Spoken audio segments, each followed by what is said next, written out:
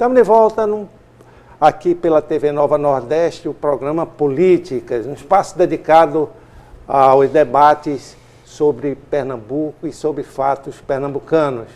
Conversando hoje sobre uma possibilidade, a gente não sabe se real ou não, daqui a um tempo ou não, que é o Pernambuco independente do Brasil. Quem está aqui conosco é o secretário do Grupo Pernambuco Independente, Remilton Melo. E também conversando conosco o advogado Silvio Amorim, ele é do Instituto Histórico Geográfico de Pernambuco. No primeiro bloco você viu a discussão, as impossibilidades formais por conta de uma Constituição que não permite a separação de qualquer território brasileiro.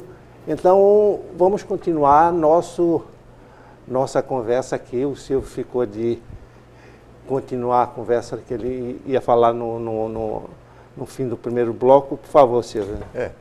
Bem, eu acho que isso, como eu disse no início, é um grande exercício. Eu acho que a gente é sempre bom discutir. É melhor discutir do que não discutir o Estado, não discutir nossos interesses, né? Agora, eu ia dizer o seguinte, que nós perdemos, em 1817, nós perdemos... Alagoas, né? A comarca também, depois em 24, né? Aí depois em 24 nós perdemos, que é a maior riqueza. Sim. A Alagoas já era, porque a Alagoas hoje é aquele platô todinho, onde tem onde dá uma boa cana, né? E que hoje é que mantém Alagoas, né? Toda aquela área que ele tem ali, que ela tem que seria de Pernambuco. E perdemos também uma grande parte do território que é a margem do Rio São Francisco, Comarca São Francisco, não é? Que é conhecida como a comarca do São Francisco, que nos deixou numa situação hoje plantam muito... soja lá, é um centro produtor de soja. Pois é, olha, Pernambuco ia até 400 quilômetros de Brasília. Se nós tivéssemos mantido nosso território, nós estaríamos hoje distantes só 400 quilômetros, não a 2.100 quilômetros, né, de Brasília. Eu estou dizendo assim para dar uma referência. Não é que eu queira proximidade com Brasília, não. É questão mais da extensão do nosso território. Ia pegar a margem toda, no sentido sul, toda a margem direita do São Francisco, era toda nossa, né? Era toda... Barreiras na Bahia, ela pertencia a Pernambuco, nessa época. Eu tenho um irmão que mora lá, Romero Amorim, que gosta de assistir muito do seu programa. Ele está morando aqui, mas ele morou muito tempo, mais de 30 anos, lá em Barreiras, na Bahia. E negócio de terras, que às vezes ele comprava terras lá e tal. A escritura era aqui em Olinda. Aquelas coisas antigas, proprietários, né? De família, vinha de família e tal, ele vinha buscar a certidão aqui em cartórios de Olinda, para você ver, em Barreiras, na Bahia, né? Que hoje em dia a Barreira está a 1.600 quilômetros de Pernambuco. Então, nós perdemos tudo isso. Então, voltando depois desses detalhar esses fatos históricos aí, de perda de território, eu tenho medo que com o seu movimento a gente perca o resto, fique só com a região metropolitana. Fique só com a região metropolitana. Não. Aí vai ficar mais difícil a gente ficar todo mundo cada vez mais estreito, é o que está acontecendo. Cada vez mais estreito, cada vez mais Remilton, se a gente pudesse fazer um estudo de caso hipotético, né? Na cabeça de vocês do Grupo Pernambuco Independente, como ficaria Pernambuco diante de uma economia, do ponto de vista econômico, do ponto de vista social, não é? Do ponto de vista político? Qual é o perfil que vocês traçaram para esse Pernambuco independente? Bem, a gente está ainda em análise, né, na avaliação, mas hipoteticamente falando, a gente teria aí a abertura de um mercado de bilhões de pessoas, tá? Mesmo que o Brasil não tivesse relação, vamos dizer que fechasse as fronteiras, que a gente não tivesse relação, que eu acho que não iria acontecer, mas se a gente perdesse aí 190 milhões de pessoas de mercado, a gente ia ganhar mercado de bilhões, tá? A gente ia poder negociar nossas riquezas de uma maneira própria para obter os recursos para ficar concentrado aqui, tá? Hoje, Pernambuco aí deve estar arrecadando de impostos cerca de 24 bilhões ano, mais ou menos isso, né? E ele destina para Brasília cerca de 19, mais ou menos 19 bilhões, né? Ele destina os 25 e recebe 19, tá? Ele produz os 25, destina os 25 e recebe só 19. Então a gente tem uma perda aí de, geralmente, de 4, 5 bilhões ano, tá? Então isso afeta muito a economia da gente, tá? A gente gosta de se espelhar muito em países que, logicamente, dão certo, né? E que até é um exemplo de independência. Tem um país báltico chamado Estônia, tá? Que em 91 se tornou independente e que aplicou o livre mercado, né? A teoria do livre mercado, e que hoje, proporcionalmente, né, ao Brasil, lógico que a Estônia é menor do que Pernambuco, tá? Mas que proporcionalmente a renda per capita dele é muito maior, né? A renda per capita. O IDH é muito mais elevado do que o Brasil. Então, eles estão conseguindo resultados positivos com o livre mercado, né? Desburocratização de todo o sistema, baixos impostos. Então, tudo isso faz com que gere mais riqueza, gere mais. As pessoas hoje, para ter um negócio, eu que sou microempresário, a gente passa um sufoco muito grande no Brasil. Mesmo com um imposto reduzido, mas a gente não tem o imposto direto, mas tem o indireto, né? A vida da gente é muito pesada. Então, para a gente estar crescendo, acho que a gente diz muito que empresário de todo tamanho, pequeno, médio, são heróis, né, aqui no Brasil, que lutam muito para ter um negócio, lutam muito para gerar emprego, tá? Que, na verdade, a gente sempre fala isso, que o governo não gera riqueza. Quem gera riqueza é o povo. Quem gera riqueza é o empresário, é o agricultor, tá? É o trabalhador. Então, a gente tem que dar a liberdade para essas pessoas. E a gente não vê um resultado no Brasil como está agora. Hipoteticamente, isso seria muito relevante, a liberdade de mercado. Exato. O Eduardo Campos, ao tempo da sua candidatura a presidente, ele falava muito na reforma desse pacto federativo.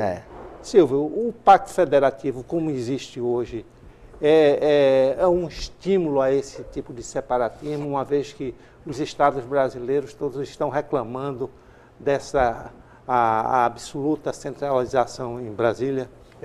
A centralização ela é muito mal para o país como um todo, né? Ela privilegia algumas castas e o resto do país. Eu acho o seguinte, a primeira coisa, fortalecimento dos municípios. Se não fortalecer os municípios, porque o cidadão, ele mora no município. Então, hoje, um prefeito, ele tem uma dependência muito grande hoje do governo federal, né? Acho que o FPM, né, que hoje os municípios vivem praticamente disso daí, de FPM, ele é resultado de impostos que muitas vezes são negociados lá no Sul. Eu vou dar um exemplo. Precisava, a indústria automobilística estava passando por dificuldade. Estava de incentivo. Aí o que é que faz? O governo federal disse, não, vamos ajudar. Aí baixou o IPI, botou o IPI lá embaixo. Muito bem, as indústrias subiram. E os municípios? Sofreram muito isso, porque o IPI era uma das grandes fontes de arrecadação para do fundo FPM, de participação do FPM, entendeu? Ninguém perguntou, se bem que o Congresso votou isso. Isso foi votado no Congresso. Mas, infelizmente, o Congresso hoje, ele não espelha a vontade da nação. Com certeza. São interesses ali e tal. Então, tem que ter uma política que venha a fortalecer, não quero detalhar aqui porque mas complexo, que venha a fortalecer os municípios. E a partir daí nós precisamos também mudar um pouco a cabeça dos gestores municipais, tá certo? Nós temos que ter um sistema de controle muito bom, não que venha a engessar a administração municipal. Porque é 880. Você vê os grandes escândalos hoje no país, né? Mas, por outro lado, você vê engessamentos assim, que às vezes quem está no serviço público, como eu participei, às vezes você é obrigado a ter um gasto maior em função do engessamento, entendeu? Da própria administração. Então, tem que ter uma racionalização. Agora, tudo isso só acontece se tiver homens de bem no comando do país. Quando eu digo no comando do país, é do presidente da República, entendeu? Ao prefeito ao prefeito do menor município, o prefeito Manari, entendeu? Você passando aí pelo Congresso Nacional, pelas câmaras, pelas Assembleias Legislativas, pelos governadores e pelos prefeitos. Então, você tem essas pessoas têm que mudar. E por que nós temos hoje esse mundo? Eu acho que é uma coisa que vale a pena a gente estar discutindo essa sua tese aí, porque ela leva a identificar algumas coisas que não eram para acontecer no país. Você tem hoje aqui um congresso, as assembleias e as câmaras municipais com grandes distorções, né? E essas três instituições, elas são da maior importância para o país, não é? É a caixa de ressonância. Agora, ela precisa ter uma formada por homens que realmente têm a preocupação. E qual foi a mudança que aconteceu? Ofereceram muitas vantagens para essas casas, né? Eu vou lhe dar um exemplo. Eu fui vereador do Recife. Na época, eu tinha 4 assessores. A conta do telefone, quem pagava, eu tinha uma linha da Telp alugada. Enfim, era uma coisa assim, e nós fizemos trabalho. Foi na época da lei orgânica, do plano diretor da cidade, uma série de ações que nesse período foi feita.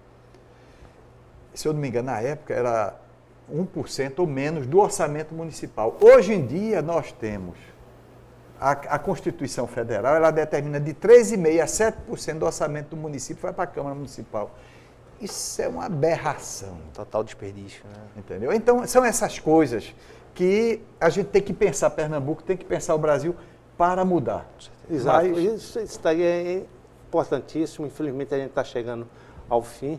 Não há essa questão de Pernambuco independente ou a discussão disso. Existe um site ou um endereço eletrônico que as pessoas possam conhecer um pouco esse movimento? Qual é? Tem o www.pernambucoindependente.com, tá? A gente está no Facebook também, e de lá, do Facebook, da página, cai direto também no WhatsApp da gente. A gente tem sempre debate, às vezes acalorado mesmo também, que tem algumas pessoas que entram com certa dúvida, questionamento, dizer que não, mas a gente tenta lá expor da melhor maneira. Sadia, totalmente sadia.